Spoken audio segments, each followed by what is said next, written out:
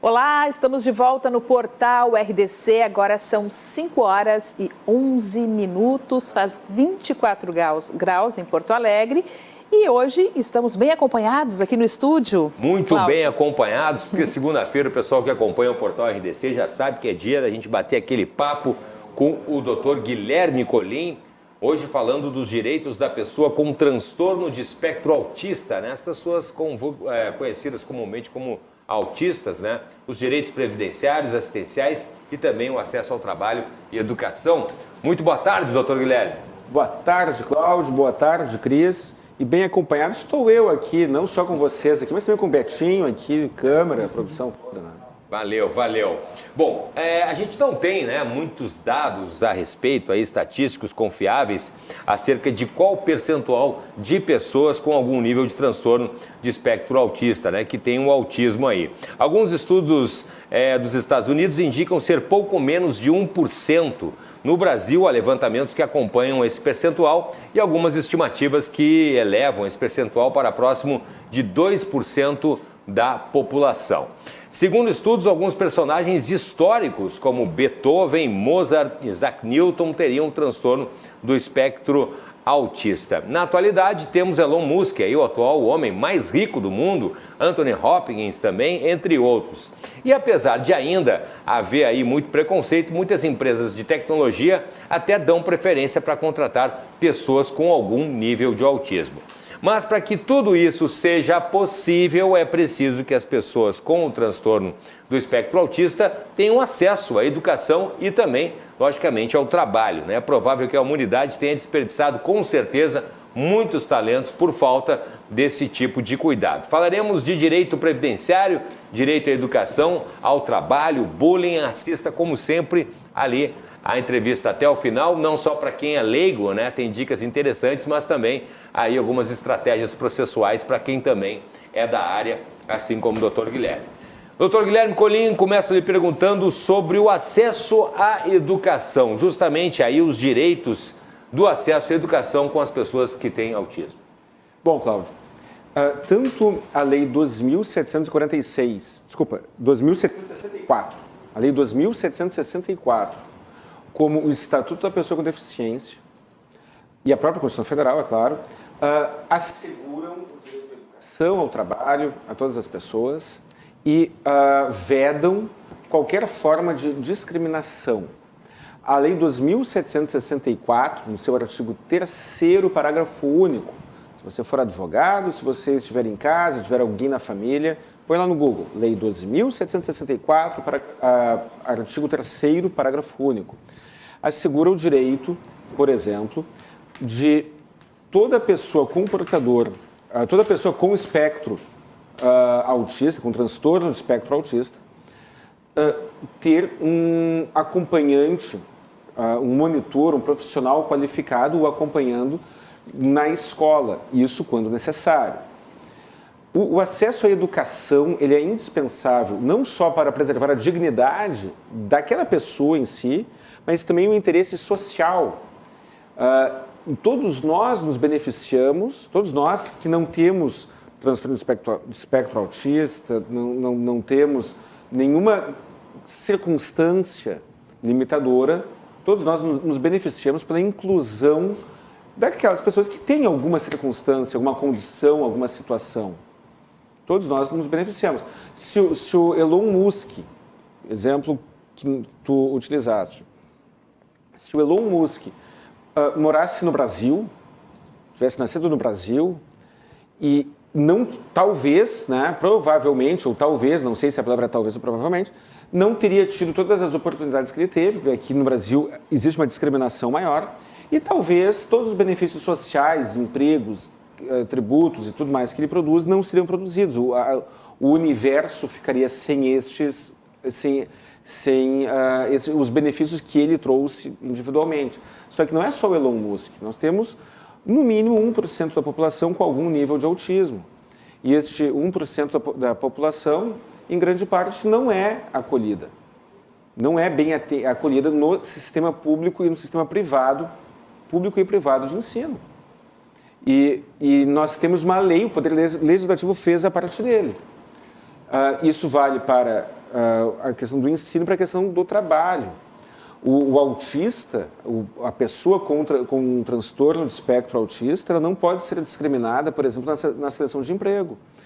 Em algumas empresas, ter autismo chega a ser até uma credencial, chega a ser até um selo de qualidade.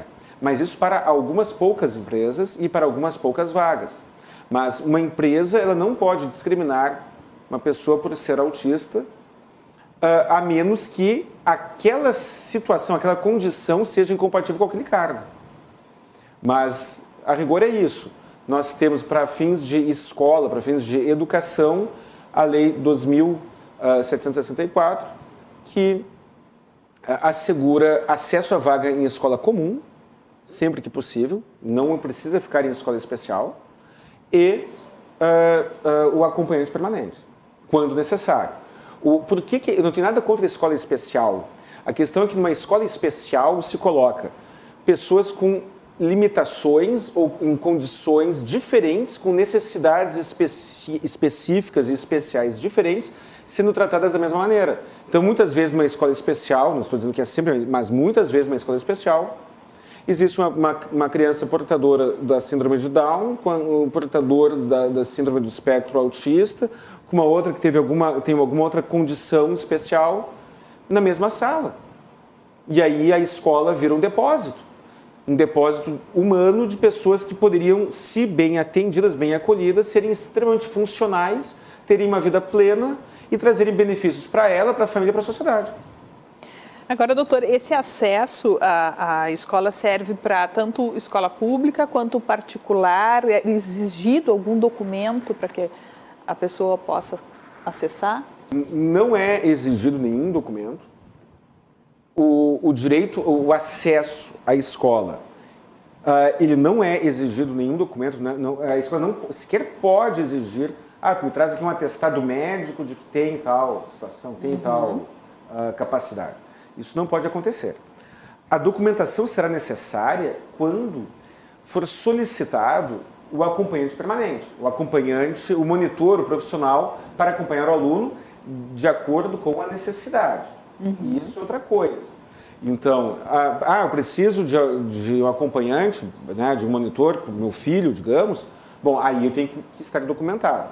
Mas a escola não pode exigir, e mais, tem algumas escolas, como existe uma previsão legal acerca desse profissional adicional, e isso gera custo para a escola, e eu compreendo, gera um custo mesmo, eu entendo isso. Algumas escolas particulares, quando detectam esta circunstância, de uma maneira velada, criam um subterfúgio para dificultar o acesso.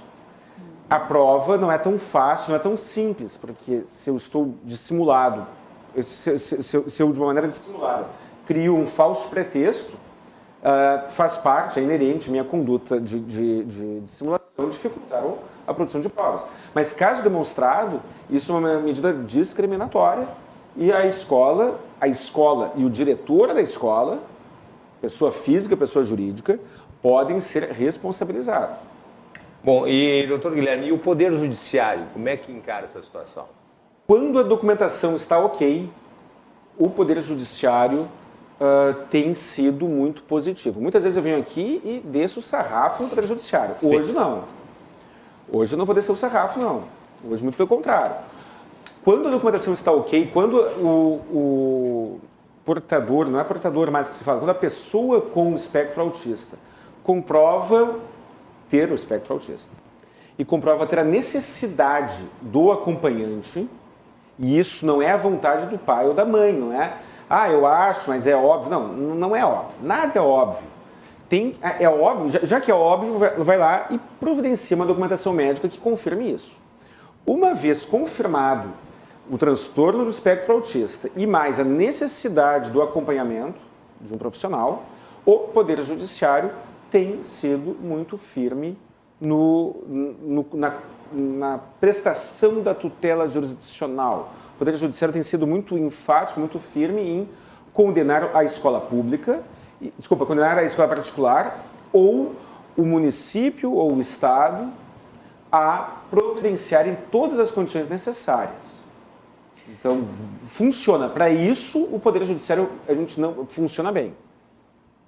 Doutor, com relação ao direito assistencial, a pessoa com o espectro autista, ela tem alguma proteção social?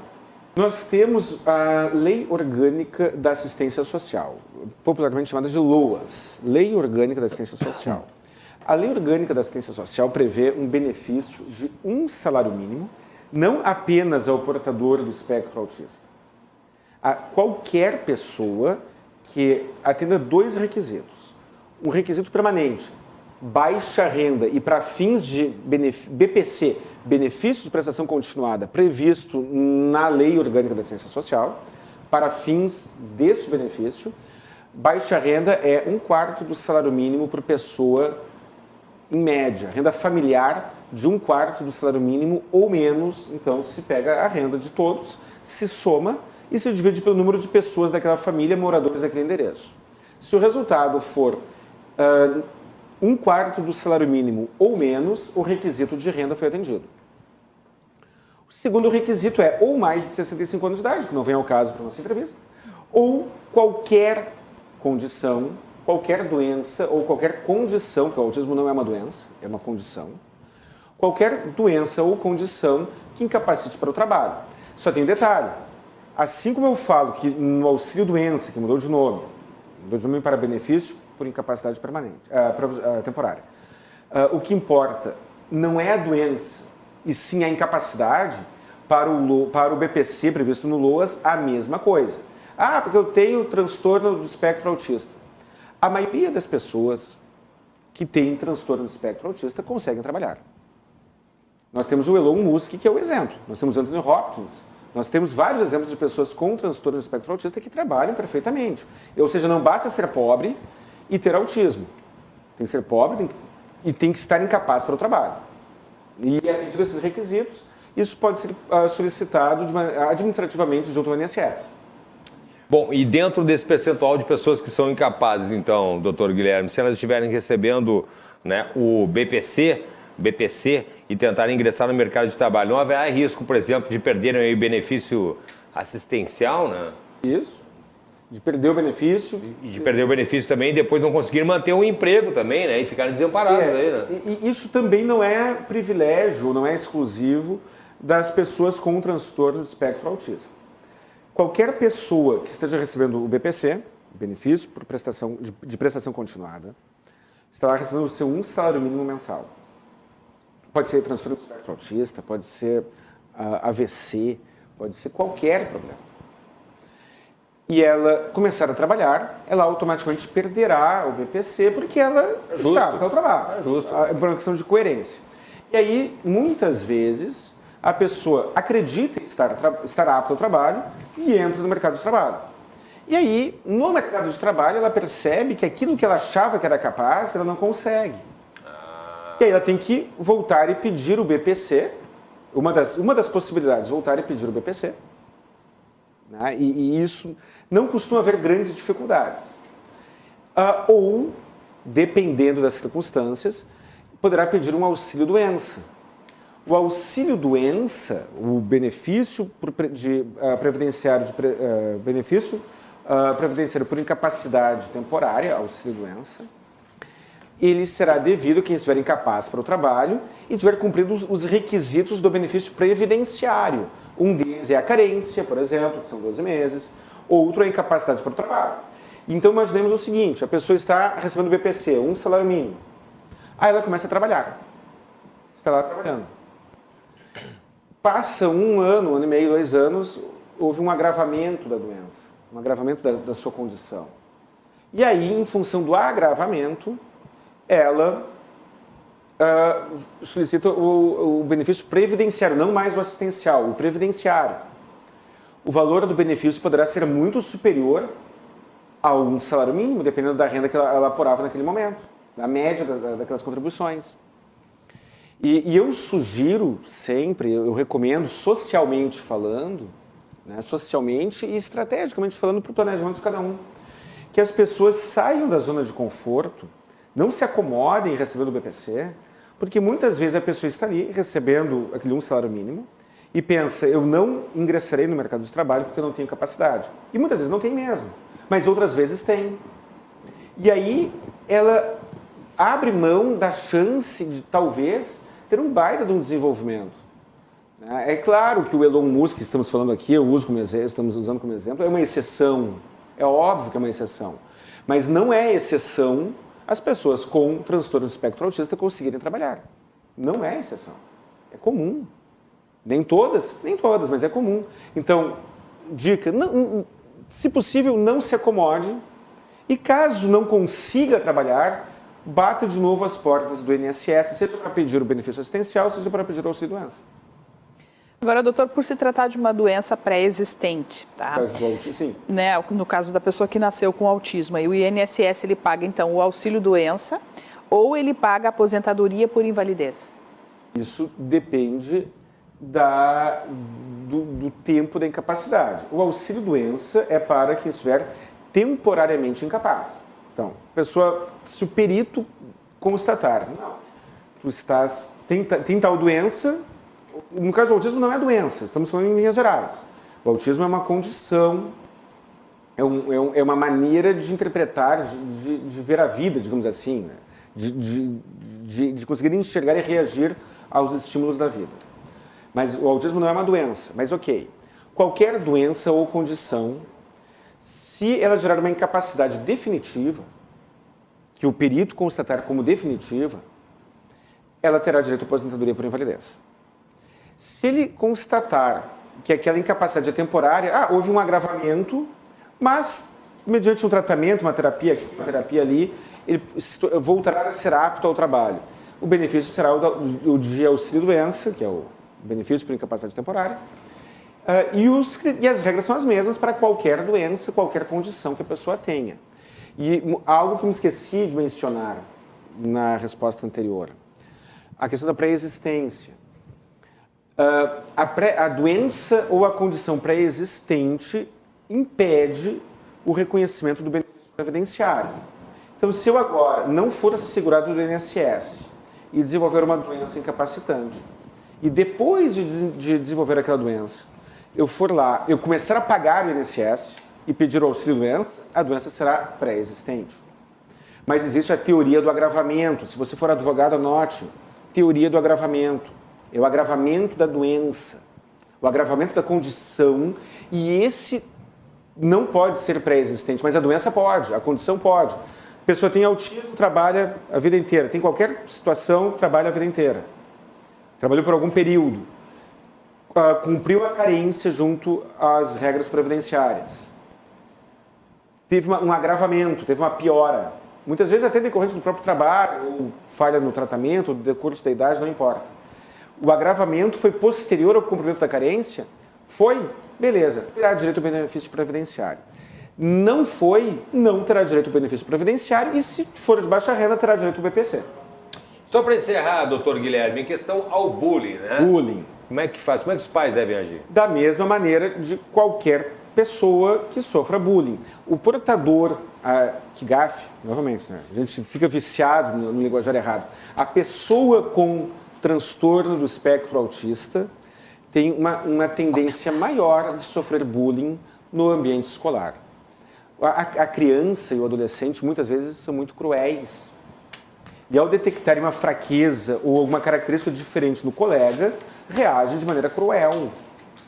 Não deveria ser assim? É óbvio que não. Acontece, infelizmente ainda acontece. A pessoa com transtorno do espectro autista é mais sujeita a ser agredida e desrespeitada e ser vítima de bullying. Dica para os pais.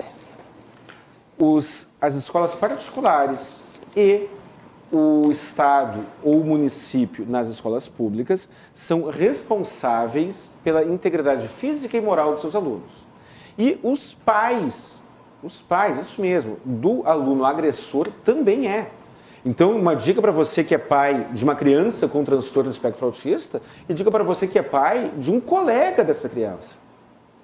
Se o meu filho não tiver nenhuma situação, nenhuma circunstância, não sofrer bullying e praticar o bullying, e a vítima do meu filho de 10 anos de idade, que seja 6, 7, 8, 10 anos de idade, sofrer algum dano moral por isso, eu, Guilherme Colim, pessoa física, corro o risco de ter que colocar a mão no bolso para indenizar aquela vítima da má conduta do meu filho. Então, a responsabilidade pode recair sobre os pais do aluno agressor ou sobre a instituição de ensino privada ou pública.